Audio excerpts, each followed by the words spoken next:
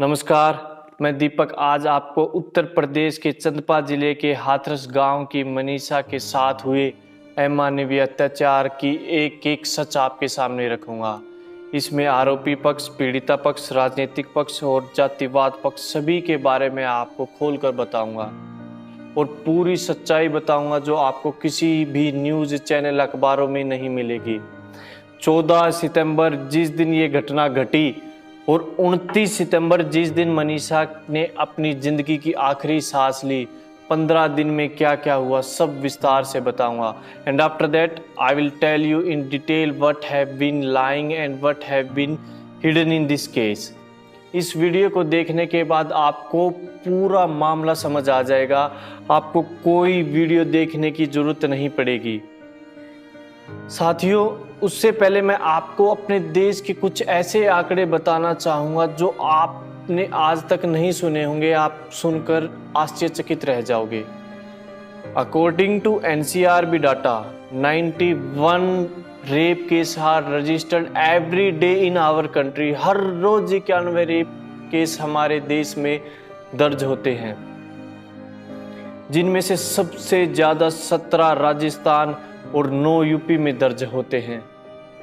हर 15 minute में एक rape case दर्ज होता है और इंसाफ 15 साल तक नहीं मिलता।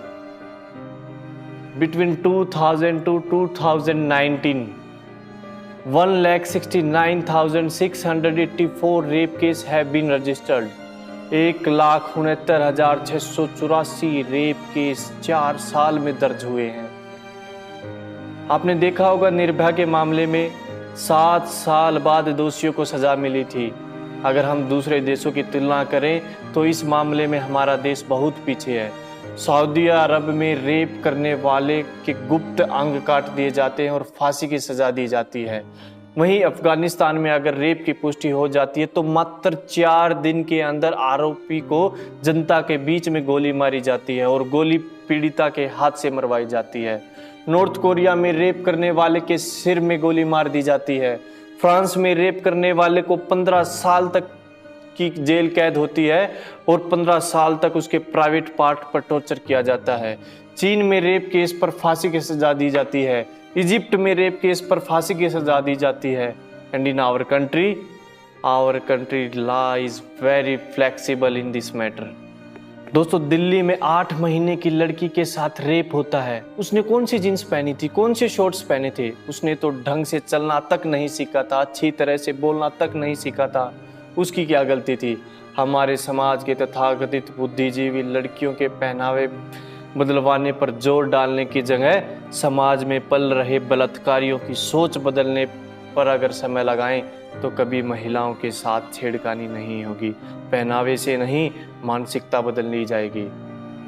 साथियों, NCRB के सर्वे में पाया गया है 30% महिलाओं के साथ आपराधिक मामले रिश्तेदार और घर परिवार के लोग ही करते हैं, बाहर का नहीं करते।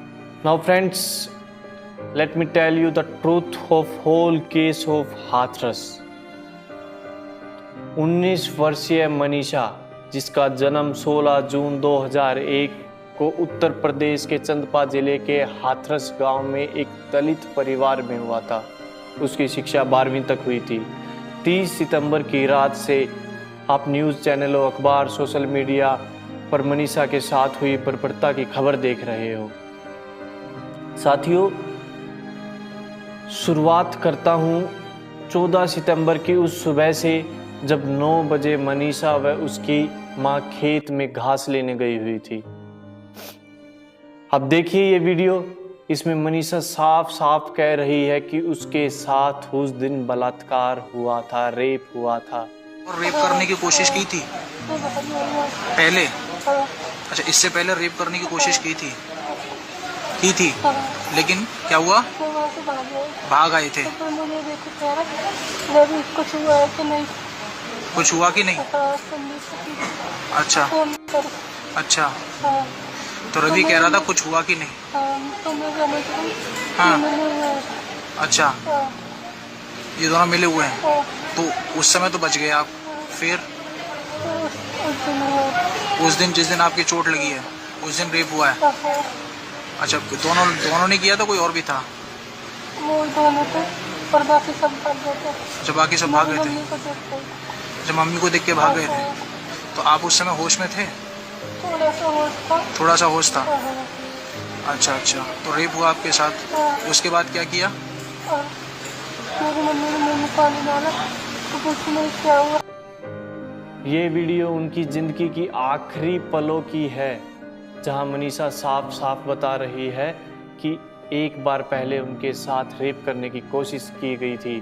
उस दिन वो वहां से भाग गई थी, but on 14th she was raped again. Now listen in this video.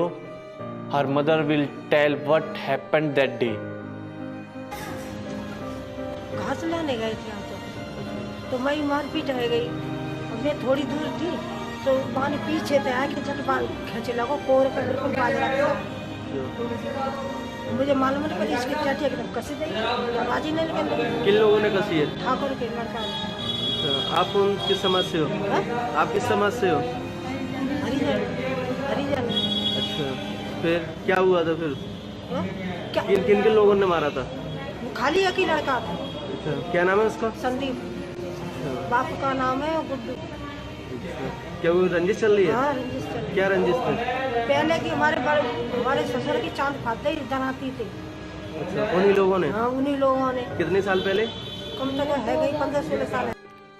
जैसे कि आपने सुना कि मनीषा की मां ने बताया कि उसके परिवार की 15 से 16 वर्ष पुरानी आरोपी परिवार के साथ रंजिश चल रही थी। साथ ही इस वीडियो में वह बता रही है कि संदीप नाम का एक लड़का मौजूद था उस स्थान पर, जिसने उसकी लड़की के साथ मार पिटाई की। उसने कहीं पर भी रेप का जिक्र नहीं किया। Now listen to another video of Manisha mother. क्या नाम है तुम्हारा? राम कौन सा नाम है तो? बुलगड़ी। क्या मामला था? ये लड़की आपकी पेश पड़ी है। अब ऐसे गांव में है कि तू में तो होती रहती है। जो बान है ऐसा खुद से लगा रही है कि घास उगे से लोड़िया का के तब खेचे लगो बाजार में। और मैं संग न होती तो ये कुछ दूसरी बात है। मैं खुरपी जराती सब मैं करी है खेतों में। ये गला किसने दबाया? गुड्डू के छोरा ने। क्या नाम है उसका? संदीप। संदीप। बेटे का नाम क्या है? संदीप गुड्डू का नाम बाप का नाम गुड्डू है, बाका संदीप नाम। बात क्या हुई है? इस वीडियो में भी उसने गुड्डू के लड़के संदीप का नाम लेते हुए मार पिटाई की बात कही है। उसने इसमें भी कहीं भी रेप की बात नहीं कही। अब सुनिए 14 तारीख को जब मनीषा को अस्पताल ले जाया गया तो उसने क्या कहा। हाँ? किसने? और अच्छा, किस बात को लेकर? कोई बात नहीं, अपने बात से फिर अब जब ले रही थी तो जब ले गया मुझे और गला दबा दिया। मेरी रिश्ता जबरदस्ती करने की कोशिश की। मैंने मना कर सोच के गला दबा दिया। क्या कोई रंजिश चल रही है? इस वीडियो में आपने सुना मनीषा ने साफ साफ कहा है कि संदीप नाम के लड़के ने मेरा गला दबाया और मेरे साथ मार पिटाई की। यहाँ पर भी मनीषा बस एक ही लड़के का नाम लेती है और यहाँ पर कोई भी बलात्कार की बात वो नहीं कहती। जैसा कि सोशल मीडिया और न्यूज़ चैनलों पर दिखाया गया है कि मनीषा की जीभ काट दी गई है। इस वीडियो में वो अच्छे से बोल रही है, जहाँ पर उसकी जीभ नहीं कटी हुई है। इससे स्पष्ट होता है। The day this incident happened and after 14 days you saw a change in Manisha's statement. So the first statement was truth or second or both? If you watch the full video you will understand yourself. 14 सितंबर को सुबह 10:30 पर 10:30 बजे मनीषा के भाई ने अपने हाथों से एक FIR लिखी थाना में, जिसमें पुलिस ने अंडर IPS सेगमेंट आरोपी के खिलाफ धारा 307 और SC/ST एक्ट के तहत मुकदमा दर्ज किया। पुलिस ने 19 सितंबर को संदीप, 23 सितंबर को लवकुश, 25 सितंबर को रवि, 26 सितंबर को रामू, चारों आरोपियों को गिरफ्तार हिरासत में लिया गया। वहां 28 सितंबर को मनीषा को दिल्ली के सफदरजंग अस्पताल में रेफर कर दिया, जहां 29 सितंबर को मनीषा ने अपनी आखिरी सांस ली। उसी दिन अस्पताल के बाहर भीड़ का जमावड़ा हो गया था। जब तक मनीषा की ये खबर किसी भी न्यूज़ चैनल या सोशल मीडिया पर नहीं चली थी। कहां से आई वो भीड़ एकदम। और उसी दिन से राजनीतिक रोटियां सेकने के लिए नेताओं और कुछ संगठनों को मौका मिल गया। जब 15 दिन तक वो बेचारी अपनी जिंदगी और मौत से लड़ती रही, उस समय कोई भी नेता मनीषा को पूछने के लिए मेडिकल में नहीं गया, उसका हालचाल जानने के लिए मेडिकल में नहीं गया। और अब इंसाफ के नाम पर पूरे गांव में अलग अलग पार्टियों से, अलग अलग संगठनों से लोग आ रहे हैं। अब इसमें पुलिस प्रशासन की गलती कहां पर है? देखिए, 30 सितंबर को सुबह 2:30 बजे पीड़िता के परिवार की संवेदनाओं को तार तार करते हुए समाज की रीति रिवाजों और परंपराओं को ताक पर रखकर मनीषा का अंतिम संस्कार किया गया। अंतिम विदाई के समय भी उनके परिवार को मिलने नहीं दिया। ऐसा क्या डर था प्रशासन को जो उन्होंने सुबह तक का इंतजार नहीं किया? दूसरी ओर पुलिस प्रशासन का कहना है कि हमने परिवार की सहमति से अंतिम संस्कार किया था। इसको लेकर एक वीडियो वायरल हुई है जिसमें उनके दादा अंतिम संस्कार में मौजूद हैं। देखिए इस वीडियो में, आपको पता लगेगा कि जब ये शव लाया गया था लगभग 12:40-45 पे, तब मेरी ओम प्रकाश जी से और इनके जो बेटे हैं उनसे बात हुई थी और उन्होंने सहमति दी थी कि रात को अंतिम संस्कार कर दिया जाए। उसके बाद जब यहाँ पर आया तो जो शव वाहन था उसके आगे लगभग 4-5 महिलाएं लेट गई थी और मैं तुरंत से, क्योंकि मैं यहीं पे था 200-300 मीटर की दूरी पे, मैं तुरंत से आया और 10-15 मिनट हमारी बात हुई। उसके बाद शव वाहन को इनके घर पे लाया और लगभग 1-1.25 घंटे वहाँ पे खड़ा रहा और उसके बाद इन्हीं की सहमति से उसका अंतिम संस्कार किया गया है और इन्हीं के परिजन वहाँ पे उपस्थित थे। ये आरोप लगाना बिल्कुल गलत है कि इनकी मर्जी। पिताजी का नाम निवासी, आप बाबा? अच्छा है। और पिताजी का नाम क्या है? यहीं के रहने वाले हो? जो बाबा है लड़की अच्छा, नहीं लड़की के बाबा। आप बाबा हो ना? हाँ। अच्छा ठीक है।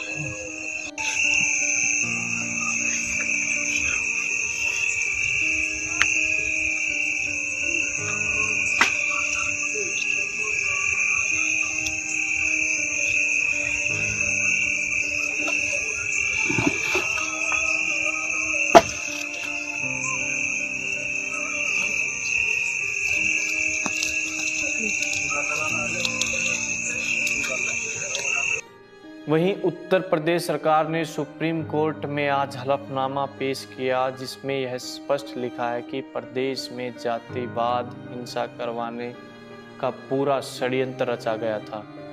इसकी खुफिया जानकारी प्रशासन के पास थी, इसलिए प्रशासन ने रात के समय में मनीषा का अंतिम संस्कार किया, कहीं सुबह जातीय दंगे न हो जाए। वहीं सरकार ने हलफनामे में कहा कि PFI व अन्य कुछ संगठनों द्वारा वेबसाइट बनाई गई जिसमें दंगे कराने की पूरी साजिश रची गई थी। समाचार पत्रों में पढ़ा होगा, न्यूज चैनल में आप देख रहे होंगे सुबह से ही। उत्तर प्रदेश में अभी कितनी भीषण जाति और सांप्रदायिक दंगे की नींव रखी गई थी। एमनेस्टी इंटरनेशनल जैसे संगठनों के माध्यम से, विदेशी फंडिंग के माध्यम से कैसे कैसे लोग, राजनीतिक दलों के लोग, विभिन्न संगठनों के लोग किस तरीके से दंगा कराने पे उतारू थे, यह दृश्य आपने देखा होगा, पिछले एक सप्ताह से आप देख रहे होंगे। वहीं ADG प्रशांत कुमार ने प्रेस कॉन्फ्रेंस करते हुए यह स्पष्ट किया कि मेडिकल रिपोर्ट के मुताबिक पीड़िता के साथ कोई रेप नहीं हुआ, ना ही उसकी जीभ काटी गई। उन्होंने कहा कि मृत्यु गर्दन में चोट लगने के कारण हुई है। देखिए इस वीडियो में। तो जहाँ तक जीभ कटने की बात थी या काटने की बात थी, वो सरासर गलत थी। शव परिवारजनों के साथ लाके उसकी अंत्येष्टि कराई गई। जो दिल्ली के PM रिपोर्ट में जो मृत्यु का कारण आया है वो गले में चोट होने के कारण और उसके दौरान जो ट्रॉमा होता है उसके कारण आना बताया गया है। इस बीच जो विधि विज्ञान प्रयोगशाला की रिपोर्ट भी अब प्राप्त हो गई है, जिसमें यह स्पष्ट रूप से बताया गया है कि जो सैंपल एकत्रित किए गए थे उसमें किसी तरह का स्पर्म और शुक्राणु नहीं पाया गया है। इससे स्पष्ट होता है कि कुछ लोगों के द्वारा प्रदेश में गलत तरीके से जातीय तनाव पैदा करने के लिए इस तरह की चीज़ें कराई गईं। वहीं आरोपी पक्ष का कहना है कि हमारे परिवार की रंजिश के कारण झगड़ा हुआ था। बलात्कार वाली खबर नेताओं ने अपनी राजनीति के लिए बनाई है और न्यूज़ चैनलों ने इस मामले को बढ़ा चढ़ाकर जनता के बीच रखा है। मीडिया का काम खबर बताना होता है, खबर बनाना नहीं। दोस्तों, एक बात तो स्पष्ट है कि बलात्कारी की कोई जाति कोई धर्म नहीं होता, तो क्यों हम लोग हर मुद्दे में सबसे पहले जाति और धर्म देखते हैं। इस पूरे मामले से पता लगता है कि पीड़िता को न्याय दिलाने की आड़ में जातीय दंगे कराने की पूरी साजिश और कोशिश की गई। आप सभी ने हरियाणा में जाट आरक्षण में देखा होगा कि किस प्रकार जाट वर्सेस नॉन जाट 35 बनाम 1 का नारा दिया गया। आपसी भाईचारा खत्म करने के लिए षड्यंत्र रचा गया। इसी प्रकार उत्तर प्रदेश में राजनीतिक वोट बैंक के लिए यह सब किया जा रहा है। अरे हर रोज कहीं न कहीं बलात्कार हो रहे हैं। ये सब नेता और समाज के ठेकेदार तब कहाँ चले जाते हैं? तब क्यों नहीं आते उन लड़कियों को और उनके परिवार को न्याय दिलाने के लिए? मैं आप सभी के बीच ऐसे आंकड़े और सच्चाई लेकर आता रहूँगा। आप सभी से अपील करूँगा कि आप मेरे इस पेज को सब्सक्राइब ज़रूर करें और बेल आइकन ज़रूर दबाएं ताकि मेरी हर नई वीडियो की अपडेट आप तक मिलती रहे। धन्यवाद।